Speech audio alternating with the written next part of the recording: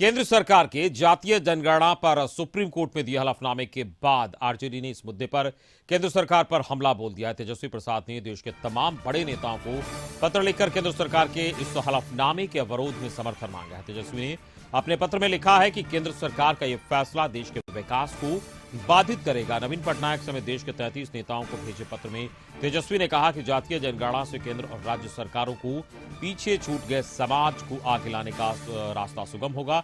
हालांकि इससे पहले तेजस्वी ने कहा था कि वो सीएम के बयान का इंतजार कर रहे हैं, उसके बाद ही आगे की रणनीति तय होगी। लेकिन अब तेजस्वी ने अपनी रणनीति साफ कर दी है कि वो इंतजार करने के मूड में बिल्कुल नहीं है। तेजस्वी ने जिन नेताओं को पत्र लिखा है उसमें सीएम नीतीश भी शामिल हैं।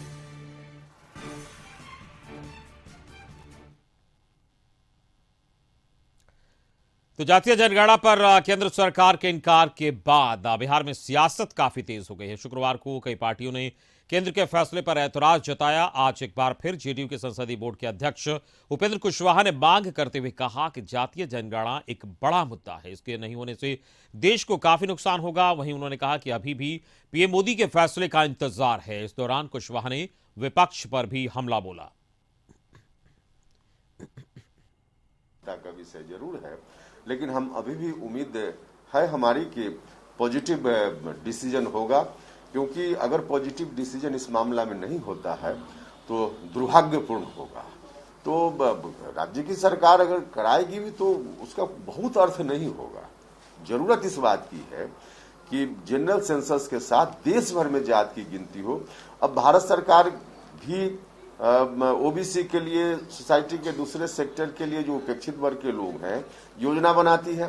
भारत सरकार भी रिजर्वेशन देती है। अब कोई स्टेट गवर्नमेंट गिनती करा भी ले तो भारत सरकार में शेयर कैसे मिल पाएगा?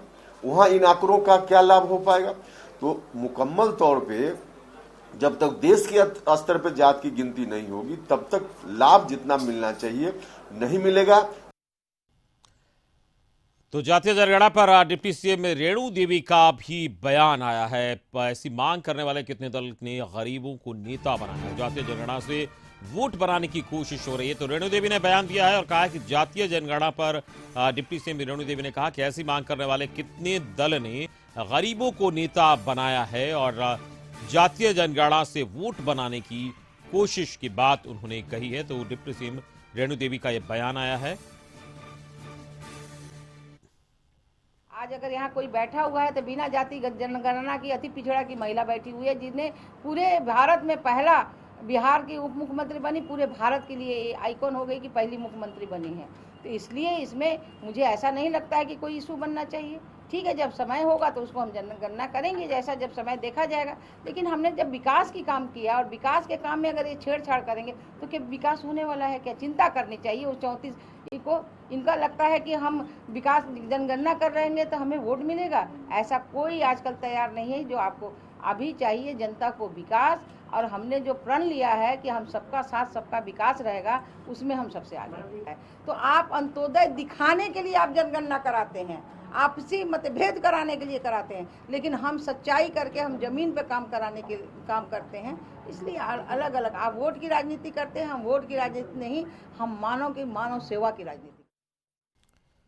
तो जातीय जनगणना पर बिहार के पूर्व मुख्यमंत्री जीतनराम मांझी का बड़ा बयान आया है। मांझी ने कहा कि देश की जनता को उसका हक दिलाने के लिए जातिगत जनगणना बेहद जरूरी है। उनका कहना है कि जिसकी जितनी जाति है उस जाति को उतनी भागीदारी मिलनी बेहद जरूरी है। उधर राजद नेता के तेजस्वी के इस मामले में राजनीति करने पर भी मांझी ने कहा कि इस मसले को सीएम नीतीश कुमार ने उठाया है, इसलिए उन्हें ही इस मामले में अगुवाई करनी चाहिए। वहीं मांझी ने कहा कि पीएम को जातिगत जनगणना की बारीकी को बताना होगा कि आखिर जातीय जनगणना क्यों जरूरी है।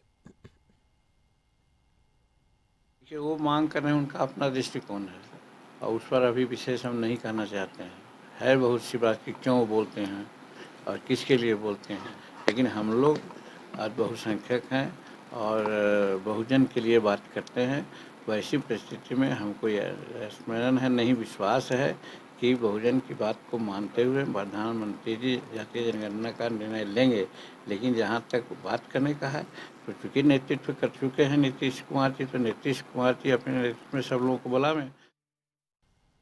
तो जातीय जनगणना पर केंद्रीय मंत्री अश्विनी चौबे ने कहा कि उनकी पार्टी को जो फैसला होगा वे उसके साथ हैं। तो वहीं उन्होंने घटक दल की नाराजगी पर साफ कर दिया कि कोई नाराज नहीं है। तेजस्वी के पत्र पर उन्होंने कहा कि वो अभी बउआ हैं।